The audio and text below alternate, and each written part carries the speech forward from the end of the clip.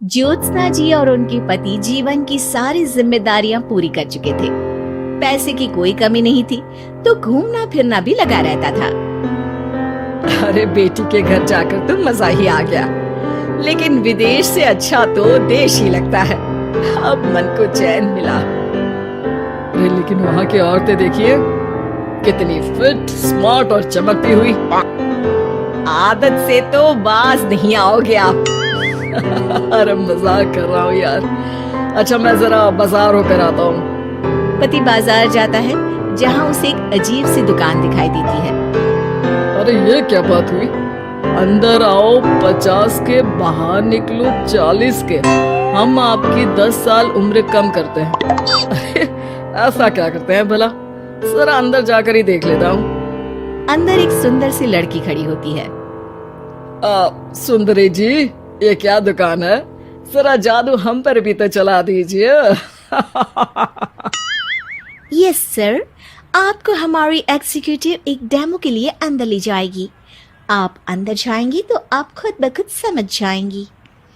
पति अंदर जाता है, जहां सेल्स गर्ल मिलकर पति को नकली बाल, नकली दांत, रंग बिरंगी कपड़े के साथ रंगीन चश्मा लगा देती है। देखिए, अब खुद को शीशे पे देखिए और बताइए सर। हाय दयो, ऐसे तो मैं किसी हीरो से कम नहीं लग रहा। दे दो, सारा सामान पैक कर दो। पति खुशी खुशी वहां से निकल जाता है।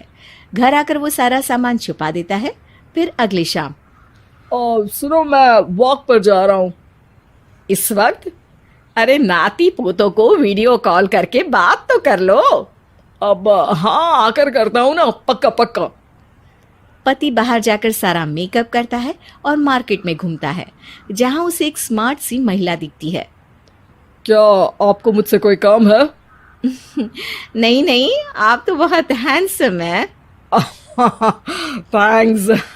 वैसे आप भी कम नहीं है। वैसे क्या उम्र होगी आपकी? लगता कितने का हूँ?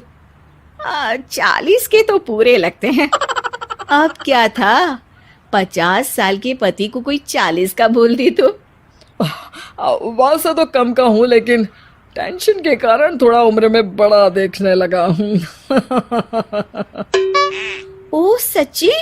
आप 40 के पूरे नहीं हो? अरे छोड़िए ना, चलिए मैं आपको कॉफी पिलाता हूँ। यहाँ की कॉफी काफी शानदार होती है।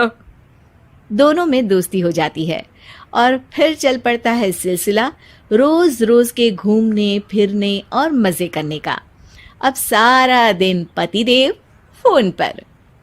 अरे नाश्ता तो कर लीजिए, क्या सारा दिन फोन पर लगे रहते हैं? अरे यार, जरूरी काम कर रहा हूँ मैं। रिटायर हो, पेंशन मिलती है, कोई काम नहीं है, फिर कौन सा जरूरी काम आन पड़ा आजकल? अरे एक प्रोजेक्ट के सोशल नेटवर्किंग का काम है, उसी पर काम कर रहा हूँ। ठीक है, चलो अब नाश्ता कर लो, देर हो रही है। पति अपना नकली सारा सामान बिस्तर के पास छुपा कर सोता, सुबह चुपके से पहनकर बाहर जाता और घर आने पर उतार देता। एक दिन पड़ोसन कहती है, अरे ज्योत्सना बहन, तुम लोगों के घर कोई हैंडसम सा आदमी रहने आया है क्या? अरे कहाँ यार, मैं और ये दो ही तो लोग हैं घर में। हैंडसम सी शक्ल देखे तो मुझे भी जमाना हो गया है। अरे पता नहीं, वो जाता तो तुम्हारे ही घर में है, क्या पता कौन होगा। अरे तुम्हारी उम्र हो रही है ना, और भाई साहब को भी गए 5 साल हो गए, शायद इसीलिए अब सारे हैंडसम नजर आ रहे होंगे। पड़ोसन भी ज्योत्सना की बात पर मुस्कुराकर वहां से चली जाती है। एक दिन, अरे सुनो जी, बहू बेटा और पोता आ रहे हैं, कुछ दिनों के लिए वो हमारे साथ ही रहेंगे। अरे शिट यार, ये क्या है? बेटे ने तो कर ली शादी, अब क्या करने आ रहा है यहाँ पर? अरे कैसी बात कर रहे हो जी, इस उम्र में तो माता पिता तरसते हैं कि बच्चे आखिर साथ रहे, लेकिन आप है कि। अरे ठीक है ना, लेकिन अब देखो सभी व्यस्त है अपनी जिंदगी में। ये लोग आएंगे रहेंगे, कितनी डिस्टर्ब हो जाएगी लाइफ। कैसी बात कर रहे हो? अरे जैसे बहुत हैपनिंग है ना तुम्हारी लाइफ, तो जो बच्चों के आने से डिस्टर्ब हो जाएगी। अरे दिन काटने मुश्किल होते हैं, बच्चे आ जाएंगे तो थोड़ा दिन रात पता तो चलेगा। ओफो, ठीक है, लेकिन बोल देना कि ना कोई मेरे कमरे में आए, ना मेरी लाइफ पे दखल दे कि मैं कहाँ जा रहा हूँ, क्या कर रहा हूँ, समझी? खैर, वो दिन भी आ जाता है जब बहू, बेटा और पोता उन लोगों के घर आते हैं। एक दिन, माँ जी, आज मेड नहीं आई है तो मैं आप लोगों के कमरे में झाड़ू लगा देती हूँ। अरे नहीं बहू, वो तेरे पापा को ना पसंद नहीं है कि कोई उनके कमरे में जाए। तू छोड़ ना, मैं खुद ही लगा दूंगी। सास को समझ में नहीं आता कि आखिर उसके पति ने किसी को कमरे में जाने से मना क्यों कर रखा है। खैर, वो साफ सफाई करके बाहर निकल आती है, लेकिन कहते हैं ना, बच्चा तो अबोध होता है, उसे किसी बात का क्या पता। वो खेलते खेलते दादा के बिस्तर तक पहुंच जाता है और बाहर ले आता है दादा का वो सारा सामान जो वो लगाकर घूमते थे। ज्योत्सना की नजर उस सामान पर पड़ती है। वो बच्चे से पकड़कर कमरे में लाती है और पैकेट खोलकर देखती है। हाय रे दैया, ये क्या? लग रहा है कि आजकल ये प्रोजेक्ट नया मिला हुआ है। बेटे बहू के जाने के बाद ज्योत्सना सोचती है कि वो बात करेगी, लेकिन फिर अरे खुद से बात करूंगी तो मुकर जाएंगे। पता लगाना होगा कि माजरा क्या है। कुछ दिनों बाद, अरे यार, ये बच्चे लोगों के आने से लाइफ ना बड़ी डिस्टर्ब सी रही। मैं कुछ देर के लिए वॉक पर जा रहा हूँ, आराम से आऊँगा 2-4 घंटों के बाद, ठीक है? मैं क्या सोच रही हूँ कि मैं भी आपके साथ चलती हूँ। अरे थोड़ा रिलैक्स मैं भी तो हो जाऊं। हाँ, पड़ोस वाली बुढ़िया के साथ नीचे पार्क में जाकर वॉक करके आ जाओ।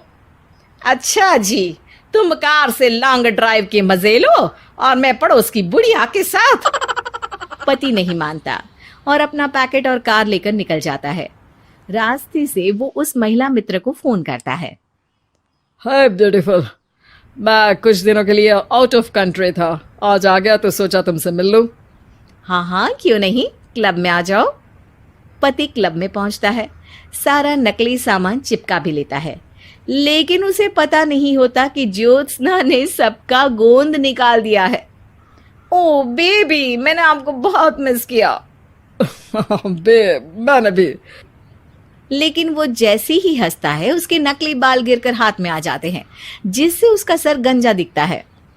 ओ ये क्या? तभी उसका दांत भी हाथ में आ जाता है और ज्योत्सना के पति का सारा बुढ़ापा उसकी दोस्त के सामने आ जाता है।